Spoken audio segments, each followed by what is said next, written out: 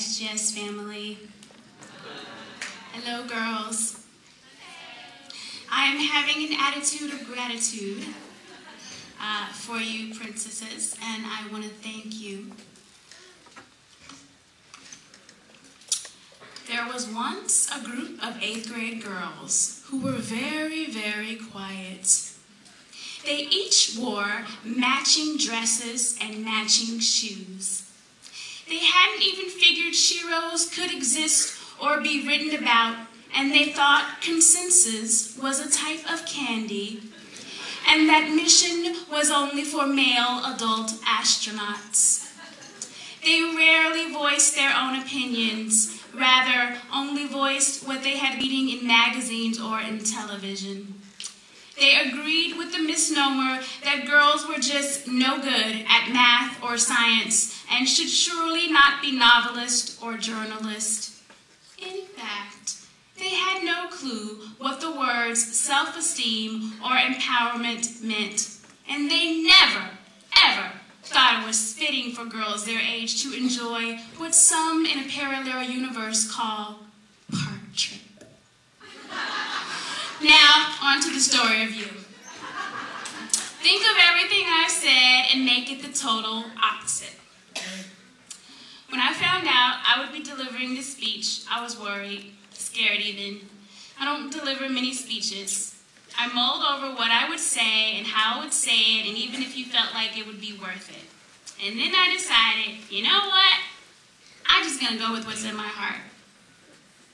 I'm going to talk to you today the way I would talk to you in class. I will tell you in abbreviated form, a couple of things I wish, want, hope, desire for you as you move on to high school. And I'm going to present the information in 2 similar ways. The first in a poem way, for all you creative girls, who that is a very good way. And the other in sort of a checklisty kind of way, because that is better for you. And the checklist will support the poem, and we will all be on the same page. Is that okay, princesses? The poem. Sing. Sing loud. Laugh. Laugh so hard that your belly hurts as if you've been doing sit-ups. Dance. Dance a ballerina dance, a folk dance, a polka dance, a samba dance, a tap dance, a booty dance. Do the rock away. Tell your friends when you stand still, you dance on the inside. Stand. Stand your own tallest tall. Stand your own tallest tall, so tall you get rid of your fear of heights. Stand your tallest tall, so tall you see the big picture. You get it.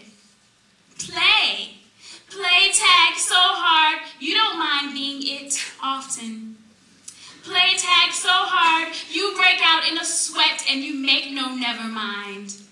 You are not afraid to sweat. Some of the greatest women on earth sweat. Smile. Smile so big you look like a Cheshire cat. Smile in secret and in public. Read and write. Read and write so hard, librarians, bookstores, nor printer paper will be able to keep up with you. Write so much the word count button feature on the computer explodes. Write so powerfully in your journal that you have to read what you wrote with sunglasses on because it's so illuminating. Create. Create in all the ways you create. Sew, design, draw, glue, use a saw and cut a perfectly measured piece of wood. Cook, paint, catapult, doodle, bind books, doodle, doodle, doodle, doodle. Create a grand masterpiece, hang it up and call it original abstract doodleism art. Toot, honk, blow, beep your own horn. If you meet somebody along the way who doesn't know they're worth tooting for, help her blow her own horn. And now, I will move on to the list. The list of 8 things and one important regal thing. Thing 1, I'll tell you time and time again, as I remind myself, love yourself fiercely. The definition of fiercely, showing a heartfelt and powerful intensity. Love yourself not because of what you wear or physical features, achieving a goal, doing great at a concert or a show, or doing a good deed. No, those are things to be proud of yourself for. Love yourself with an unconditional love that never changes based on anyone's thoughts, opinions, or actions. Love yourself fiercely, always. Thing 2. Be jazzed or really curious or fascinated about something just because. If you want to call it a hobby, sure, that's fine.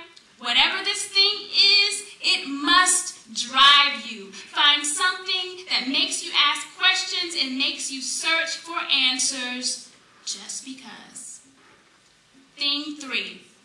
Be active in your body. Run, soccer, volleyball, crew, Pilates, walk, basketball, yoga. Be in your body. Be in motion. Be in all that you can be active in your body.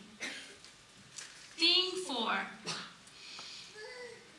If there are times in your life when you feel your truth isn't being told, if there are times in your life that you don't feel represented, if there are times in your life that you feel excluded,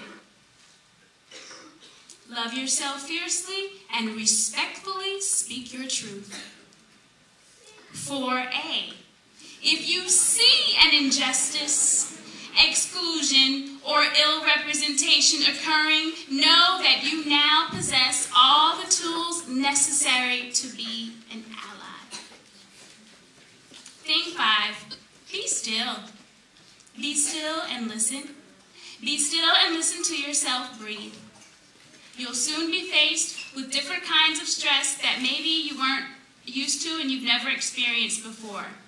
Practice this summer the art of breathing in and out without being reminded to do so.